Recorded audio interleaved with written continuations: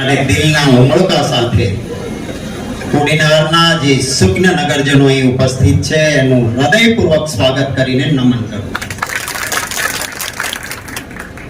લોકશાહી વ્યવસ્થાની સૌથી મોટી મજા એ જ છે કે આખરે જનતા જનાર્દનના હાથમાં નિર્ણય હોય છે કે મારો પ્રતિનિધિ કોને ચૂંટવું. અને એક વખત સત્તા આપ્યા પછી પણ 5 વર્ષ પૂરા થાય એટલે જનતાના દરબારમાં આવવું પડે અને લોકો મત આપે એ ફરી ચૂંટાય. લોકશાહી વ્યવસ્થા માટે ચૂંટણી એક પવિત્ર પર્વ ગણાયેલું છે. પવિત્ર પર્વ, પ્યોરિટી ઓફ ઇલેક્શન. ચૂંટણીમાં પવિત્રતા હોવી જોઈએ એવું લોકશાહીનો પાયાનો સિદ્ધાંત છે. હવે બહુ સારું તમે કામ કર્યું છે.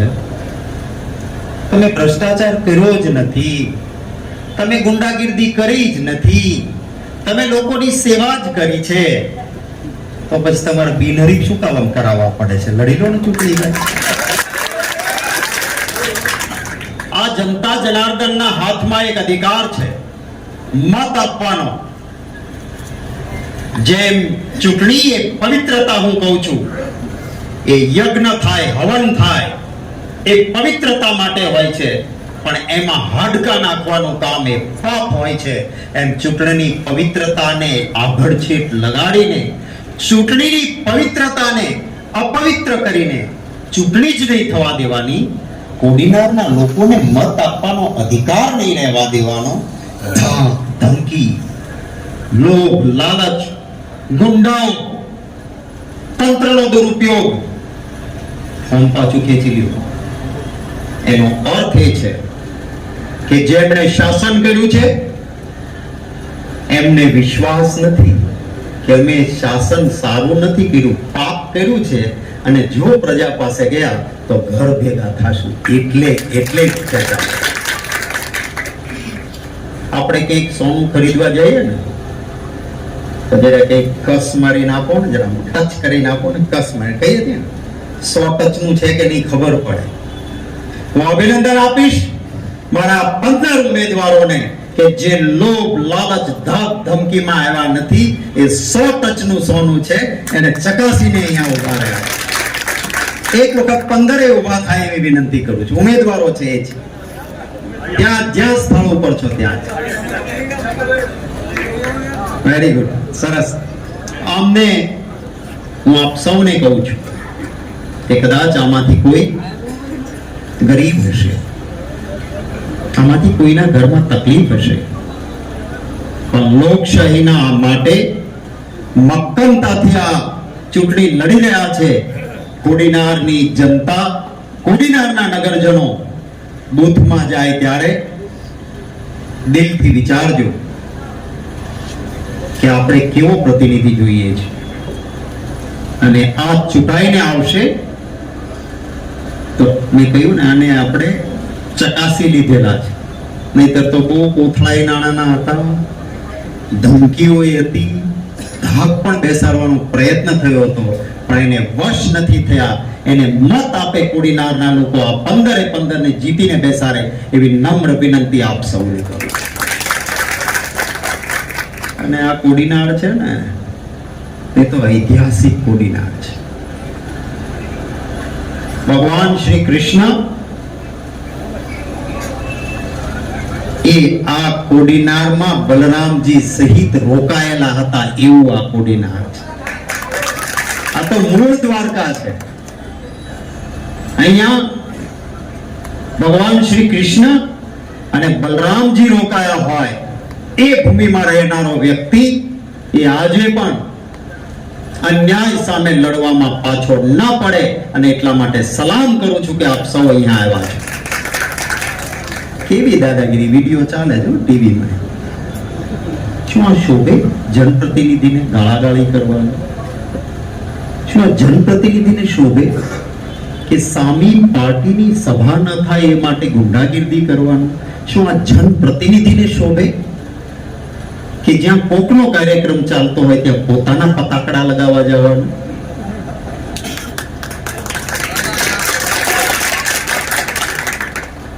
હું અભિનંદન આપીશ આ મંચ પર બેઠેલા મારા કાર્યકર્તાઓ અને નેતાઓ અને મારી સામે અહીં છેક છેડા સુધી મક્કમતાથી ઉભેલા સૌ નગરજનોને કે આપે એક સંદેશો આપ્યો કે આ મૂળ દ્વારકા છે. ભગવાન શ્રી કૃષ્ણ અને બલરામજી જે ભૂમિ પર રહ્યા હતા એ ભૂમિના અમે કોડીનાર વાસીઓ છીએ. ગુંડાગીર્દી સામે ઝૂકતા નથી. કે છે ને હમણાં ઓલું પુષ્પા 2 આવ્યું હતું ને તેના ડાયલોગ, ઝુકેગા નહીં, ઝૂકનારા લોકો નથી. હું આપને સૌને વિનંતી કરું છું કે લોકશાહીના પર્વને જીવંત કરીને બતાડજો. બહુ ચાલે છે. અરે ભાઈ, ધર્મના નામે ભાજપ વાળા તમે મત લો છો તો ધર્મને શાસ્ત્રને ક્યારેક વાંચો કે સમજો તો ખરા. જો કોઈને જેલમાં નાખવાથી જ સત્તા સલામત રહેતી હોત તો કંસની નો રહ્યો હોત. હવે અહીંયા મહેશભાઈને કે રમેશભાઈને મામાને તમે જેલમાં નાખશો એના તમારી સત્તા સલામત રહેશે માનતા હો તો ભૂલ ખાઓ છો. જેલમાં નાખવાથી નહોતી કંસની સત્તા સલામત રહી, નહોતી અંગ્રેજોની સત્તા સલામત રહી, તો આ ભાજપ વાળાની કોઈને જેલમાં નાખવાથી સત્તા સલામત નહીં રહે એવું દાવા સાથે કહેવા માંગુ. મને વિશ્વાસ છે મારા ગુજરાતના મારા વહાલા મતદાતાઓ અને મારા પ્યારા ગુજરાતીઓ, મહાત્મા ગાંધીજીની આ જન્મભૂમિ છે, સરદાર વલ્લભભાઈ પટેલની આ જન્મભૂમિ છે. આ જન્મભૂમિ ક્રાંતિ પેદા કરનારી જન્મભૂમિ છે આપણા પૂર્વજોની. અને એટલા માટે અત્યાચાર જ્યારે અતિ થયો છે ત્યારે સત્તા પરિવર્તન કે ભાજપને ઘર ભેગું કરવાનું કામ હું કરીશ કે મારી પાર્ટી કરશે એવો અહંકાર નથી કરતો, પણ વિશ્વાસ છે મને મારા સુજ્ઞ ગુજરાતીઓનો કે એ જ આમને પાઠ ભણાવશે અને એમને ઘેર ભેગા કરશે. આપણે સત્તાનું કામ શું છે? સત્તા એ મેવા ખાવા માટે નથી. સત્તા તો સેવાની સાધના માટે હોય છે. એક ગરીબના ઝૂંપડામાં મારી કોઈ વિધવા માને તકલીફ પડે તો સત્તાની મોટી ખુરશી પર બેઠેલા માણસની આંખમાં આંસુ આવવું જોઈએ. આવી સંવેદનશીલતા હોવી જોઈએ. આજે તો બુલડોઝર મોકલે કોને ત્યાં? જેને પરસેવો પાડીને એક નાનો આશરો બનાવ્યો છે, એક માથા પર છત બનાવ્યું છે, અને એને બનાવ્યું હોય ત્યારે પાછું ચૂંટણી નજીક આવતી હોય એટલે ભાજપ વાળાએ કીધું હોય બનાવી નાખો ને તમતા નહીં, સરકારી બનાવી નાખો, કોઈ નામ નહીં લે, મત કમળને આપજો. પેલા ઈંટ પથ્થર ભેગું કરીને બિચારા આશરો બનાવ્યો. ચૂંટણી પૂરી થઈ ગઈ, મત મળી ગયા અને મોટા ઉદ્યોગપતિને જમીન જોઈએ છે તો કે મોકલો બુલડોઝર ને ગરીબનું ઘર ફોડી નાખો. એ રોતા કકળતા લોકોને મેં જોયા છે. હું ગયો હતો એ અમદાવાદના એ વિસ્તારમાં જ્યાં માલધારી સમાજના ભાઈઓ રહેતા હતા, જ્યાં દલિત ભાઈઓ રહેતા હતા, ઓબીસી ભાઈઓ પણ રહેતા હતા, કોઈ ક્ષત્રિયો પણ હતા. આ બધા લોકો રહેતા હતા.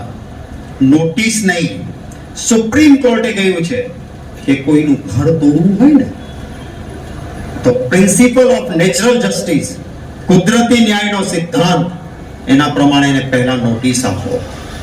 રહેણાંકનું ઘર છે તો એને વૈકલ્પિક વ્યવસ્થા આપો કે ભાઈ તમારા માટે આશરો છે. મોટા કામ માટે અમારે આ જગ્યાની જરૂર છે, એને ફરવાની સુવિધા આપો, એને વળતર આપો. એ માણસ હસતા હસતા આમ જનતા માટે પોતાનું ઘર ફેરવીને બીજે જશે. પણ કોઈ જાતના નિયમોનું પાલન કર્યા વગર મોટા ટોળાને ધાડા ઉતારાવીને બુલડોઝર લાવીને આવ્યું દાદાનું બુલડોઝર. અરે શું આ બુલડોઝર છે દાદાનું? તમે કોઈ દાદાગીરી કરવા માટેના દાદા નથી. તમારું કામ છે જનતાના દુઃખ દર્દમાં ભાગીદાર થવાનું. દર્દ આપવાનું કામ નથી. સરકારનું કામ છે મલમ લગાડવાનું. આ સરકારનું કામ છે. શું ચાલી રહ્યું છે આ દેશની અંદર? ભારતીય જનતા પાર્ટી એની વિદેશ નીતિ કેવી થઈ તમે યાદ કરો. બાબા સાહેબ આંબેડકરના પ્રતિમાને હું ફુલહાર કરીને આવ્યો. એ બાબા સાહેબ આંબેડકરની અધ્યક્ષતામાં બંધારણ બન્યું ત્યારે બંધારણ સભાએ નક્કી કરેલું કે આપણો દેશ એ વિદેશ નીતિમાં ક્યાંય દખલ નહીં કરે, બીજા દેશના રાજકારણમાં આપણો દેશ દખલ નહીં કરે. તમે યાદ જુઓ તો ખરા, બાંગ્લાદેશમાં વિદ્રોહ થયો, ત્યાં શેખ હસીના સામે જનતાનો વિદ્રોહ ફૂટ્યો, એને ત્યાંથી ભાગવું પડે એવી સ્થિતિ થઈ. દિલ્હીમાં ભાજપની સરકાર, આપણા દેશમાં અહીંયા મુસ્લિમ બિરાદર રહેતા હોય ને, એના પિતાજી સ્વાતંત્ર્ય સેનાની હોય, આ દેશની આઝાદી માટે જેના બાપ સ્વાતંત્ર્ય સેનાની થઈને લડ્યા છે, એનો દીકરો કોઈ મોહમ્મદભાઈ હોય તો આ ભાજપ વાળાને ગમે નહીં, પણ બાંગ્લાદેશની શેખ હસીના અમને ગમે. આ દેશનો દેશભક્ત મોહમ્મદભાઈને પસંદ નથી, પણ બાંગ્લાદેશના લોકોએ વિદ્રોહ કરીને જેને બહાર તગડી મૂકી, કોઈ દેશ એને સંગરવા તૈયાર નહોતું, તો કે શેખ હસીના આવો, અમે અહીંયા રાખશું. આ ભાજપની નીતિ.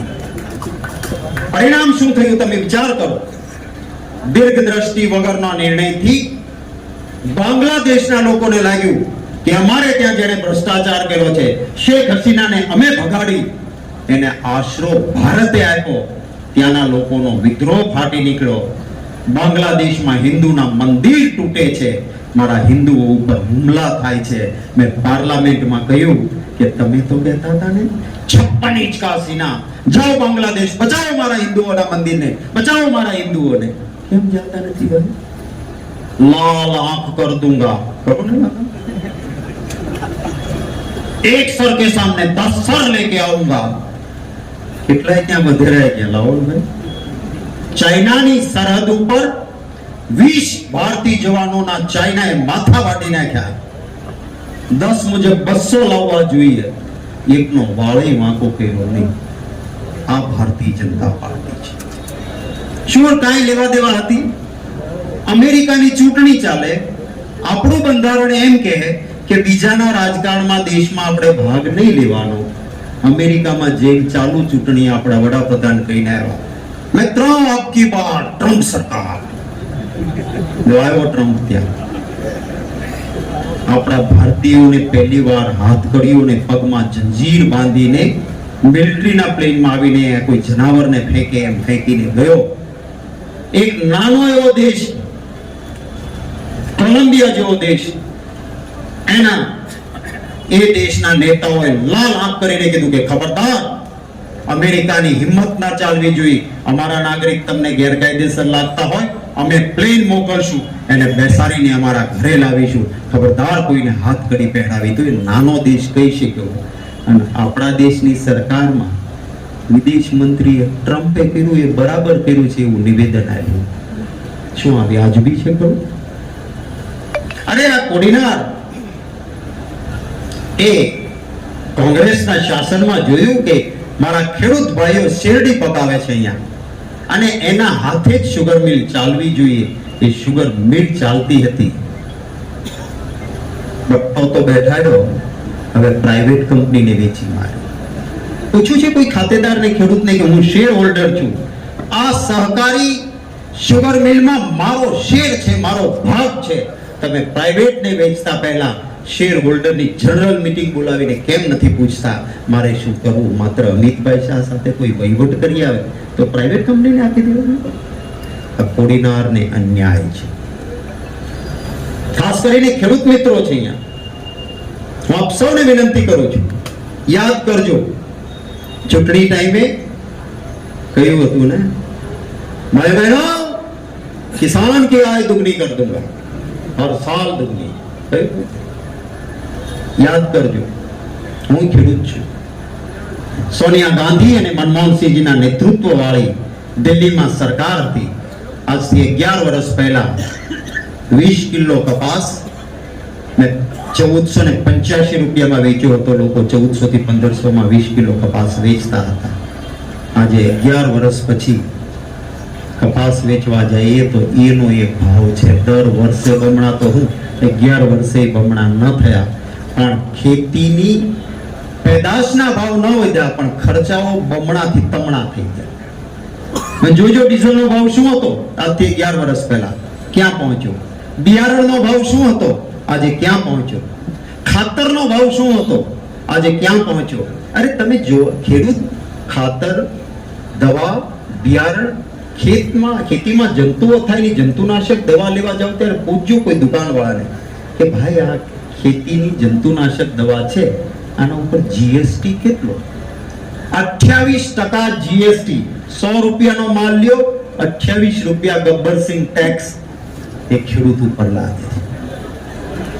ને પછી આપણે ખેડૂતના હિતની વાત કરતા હોઈએ તો ક્યાં? ત્યાં નાના નાના વેપારીઓ છે, ખૂબ નિષ્ઠાને પ્રમાણિકતાથી વેપાર કરતા હોય, એમને પૂછજો આપ કે તમારા ઉપર જીએસટી ની કેટલી વસ્તુ ઉપર કેટલો ભાવ લાગે જીએસટી?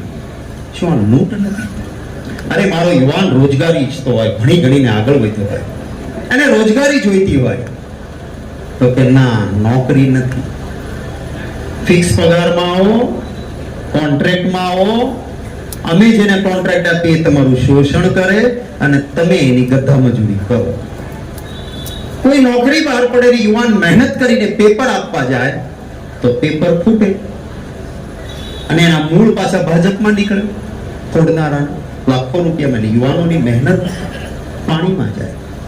નવો બ્રિજ બન્યો હોય, અરે ભાઈ કોંગ્રેસના શાસનમાં બનેલા અનેક ડેમો સૌરાષ્ટ્રમાં છે, જ્યાં નજર નાખો ત્યાં એની એક કાંકરી ખરી નથી, અને નવો બનેલો બ્રિજ તૂટે કારણ કે બ્રિજ બનતા પહેલા ભાજપને ધન સંગ્રહ આપવું પડે છે. અરે એમને કાંઈ પડી નથી, ગાયના નામે મત લેવાના, પણ એ ગૌશાળાની જમીન ખાઈ જવાની, અમને કાંઈ આડું આવે નહીં. અને કતલખાના વાળાના પૈસા સૌથી વધારે એ ભાજપને ઇલેક્ટોરલ બોર્ડમાં મળ્યા છે. આ સુપ્રીમ કોર્ટના કીધા પછી સાબિત થયેલી વાત. ત્યારે અહીં આપ સૌ વિશાળ સંખ્યામાં ઉપસ્થિત છો, એમને વિનંતી કરું છું, એક એક ઘર સુધી આ સંદેશો લઈને જજો, આ વાત પહોંચાડજો. અને કદાચ કોઈ સંજોગો એવા હોય તો હામાં હા કોકને મેળવી પડે તો મેળવજો. અને અંદર જાઓ ત્યારે એક વખત ભગવાન શ્રી કૃષ્ણ અને બલરામજી જે ભૂમિ પર રહ્યા હતા એ કોડીનારની જમીનનો હું મતદાતા છું. ઉપરવાળાને પૂછીને નિર્ણય કરજો કે સામે જે દાદાગીરી ને ગુંડાગીરી છે એની સામે આ મક્કમ રહેલા 15 ને મત આપો કે કેમ? અને તમારો અંતરાત્મા કહે કે પંજા સિવાય મત ન અપાય તો ચોક્કસ આ 15 જે જાંબાજ અમારા ભાઈઓ અને બહેનો લડે છે એના પંજાના નિશાન ઉપર કોડીનારના સૌ આપ સુજ્ઞ મતદાતાઓ મતો આપો એવી ખાસ વિનંતી કરું છું. અમારા આગેવાન સતત સમગ્ર ગુજરાતમાં પ્રચાર માટે ફરી રહેલા આદરણીય ભાઈ શ્રી ગ્યાસુદ્દીનભાઈ, ભાઈ શ્રી હીરાભાઈ જોટવા, ભાઈ શ્રી માનસિંહભાઈ ડોડિયા, ભાઈ શ્રી મનસુખભાઈ ગોયલ, અમારા જિલ્લા કોંગ્રેસ અધ્યક્ષ ભાઈ શ્રી કરશનભાઈ બારડ, ભાઈ પિન્ટુભાઈ, પ્રવીણસિંહ ઝાલા, તમામ અમારા ઉમેદવારશ્રીઓ, ભાઈ શ્રી અમારો યુવા લીડર નરેન્દ્ર સોલંકી, મજબૂતીથી યુવાનોના પ્રશ્નો માટે લડતા ભાઈ નરેન્દ્રભાઈ સોલંકી, ભાઈ શ્રી બાલુભાઈ જાદવ, ભાઈ શ્રી મનુભાઈ ડોડિયા, અશ્વિનભાઈ ચુડાસમા અને ભાઈ યુવાનો જે આજે પણ કોઈ ગુનો નહીં, ભાજપે જે રીતે કંસ ના દ્વારા જેમને જેલમાં નખાયા હતા એ જ રીતે આજે જે જેલમાં છે એવા મહેશભાઈ અને રમેશભાઈ મામા, એ બંનેને પણ યાદ કરું છું. અહીં ઉપસ્થિત મંચ પરના તમામ મહાનુભાવો, અમારા પ્રદેશમાંથી પણ અનેક સાથીઓ અહીં ઉપસ્થિત છે. બધાના નામ લેતો નથી કારણ કે 50 નામ લઈશ તો 100 રહી ગયા એવો મને અફસોસ રહેશે. અમારા કચ્છના પ્રભારી શ્રી ખૂબ સરસ કામગીરી ત્યાં પણ બજાવે છે, અહીંયા પણ પહોંચી આવ્યા છે. આ તમામ આગેવાનો ઉપસ્થિત ભાઈઓ બહેનો અને યુવાન દોસ્તો, આપ સૌનો ખૂબ હૃદયપૂર્વક આભાર માનું છું કે મને આપની સાથે બે વાત કરવાની આપ સૌએ તક આપી. આવતા દિવસોમાં આપની વચ્ચે ફરી આવવાનું થશે ત્યારે ગમશે. ભૂતકાળમાં ધીરસીભાઈની ચૂંટણીની જાહેર સભા કરવા આવ્યો હતો અને આપણે સૌએ પેટા ચૂંટણીમાં ધીરસીભાઈને ચૂંટીને પણ મોકલ્યા હતા. એમની આજે નાદુરસ્ત તબિયત છે, એમને પણ યાદ કરું છું. અમારા તમામ આગેવાનો કોડીનારના એક થઈને અન્યાય સામે લડી રહ્યા છે, એમને ફરી અભિનંદન આપું છું. ને વિશાળ સંખ્યામાં આપ સૌ ઉપસ્થિત છો, એ સૌનો ખૂબ આભાર માની ઉપરવાળાને પ્રાર્થના કરું છું કે પરસ્પર ભાઈચારો, એકતા અને પ્રેમ એ કાયમ ટકી રહે. અને અહીં વસતા સૌ સુજ્ઞજનોનો પરિવાર માટે પ્રાર્થના કરું છું કે અહીં વસતા લોકોનું ખૂબ સારું આરોગ્ય જળવાય, સુખ, શાંતિ અને સમૃદ્ધિ વધે અને આપ સૌની પ્રગતિ થાય એવી ઉપરવાળાને પ્રાર્થના કરીને વિરમું છું. જય હિન્દ. મારા સાથે જોરથી 3 વખત બોલાવજો. જય હિન્દ, જય હિન્દ, જય હિન્દ, જય કોંગ્રેસ, જય કોંગ્રેસ. ખૂબ ખૂબ આભાર. જય હિન્દ. Thank you.